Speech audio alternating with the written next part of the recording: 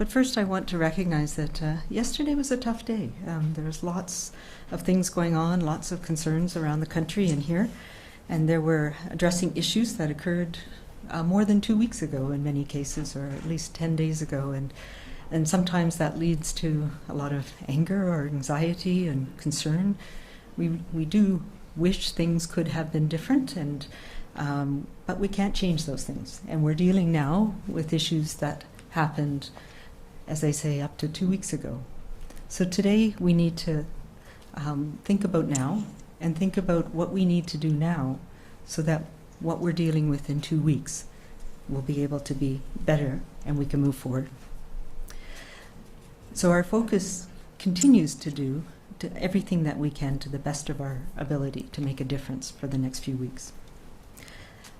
To give you a case update then, we are going to be reporting, as I mentioned yesterday, the aggregate number of cases and cases by health authority breakdown, and we'll have those numbers for you. But we've had 83 new cases added to our database today, and I'll explain that in a minute, for a total number of cases of 186 here in British Columbia. 116 are in Vancouver Coastal Health Region, 47 in the Fraser Health Region, 12 are on Vancouver Island, 7 in the Interior, and 4 in Northern Health. In addition, tragically, we have 3 new deaths reported today.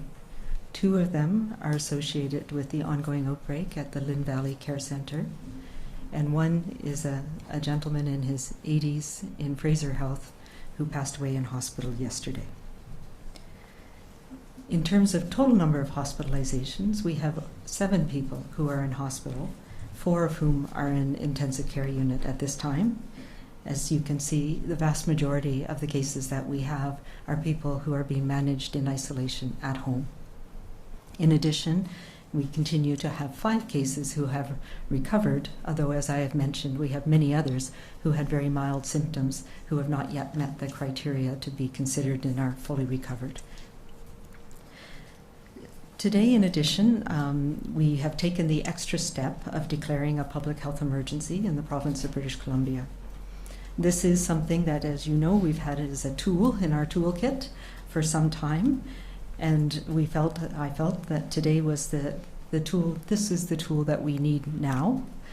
We've taken a number of unprecedented measures in the last few days, and this declaration of an emergency enables me to be faster, more streamlined, and nimble in the things that we need to do right now. To go back again to the numbers, and then I'll talk a little bit about, there's that's a large increase, and it really is not reflective of just the number of people who tested positive in the last 24 hours. As we've been talking in the last few days, we've had a dramatic increase in numbers of people going for testing and number of people being tested, as well as expansion of testing to 5 different sites in the province, and more are coming on board.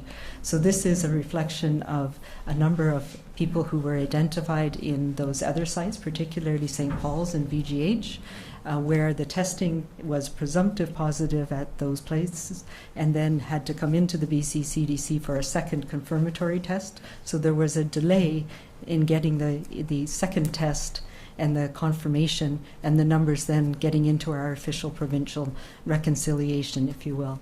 So in the meantime, the people who had tested positive over the last number of days from St. Paul's or from VGH were notified of that. Public Health was aware that these were presumptive positive, and the important actions to try and prevent transmission and to support people in isolation were all being taken.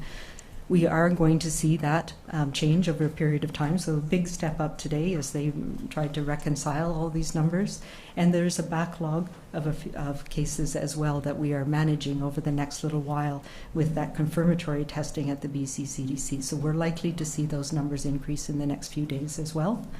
And this is in keeping with the testing strategy, our new testing strategy that we've moved to.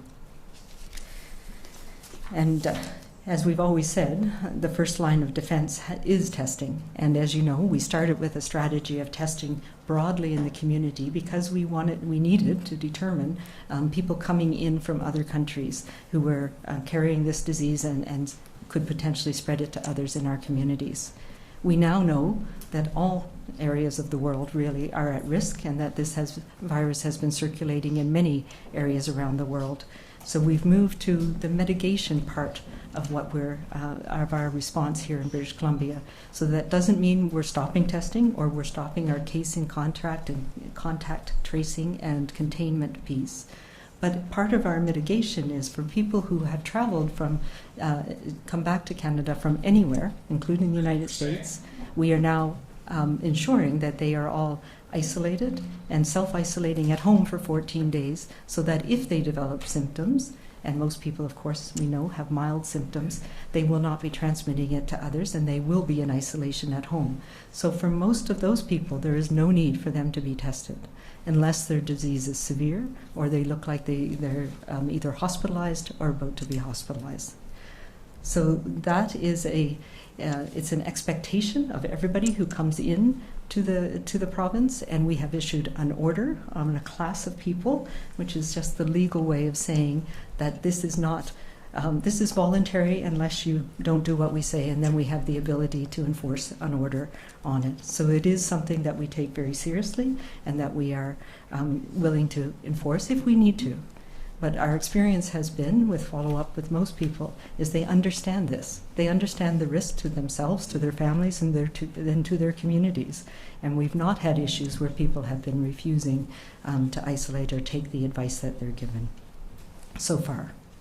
So our testing, as you know, is now focused on clusters and outbreaks in the community that may not be related to travel, so that we're able to effectively and quickly manage those, as well as healthcare workers, our long-term care facility residents, and people who are hospitalized.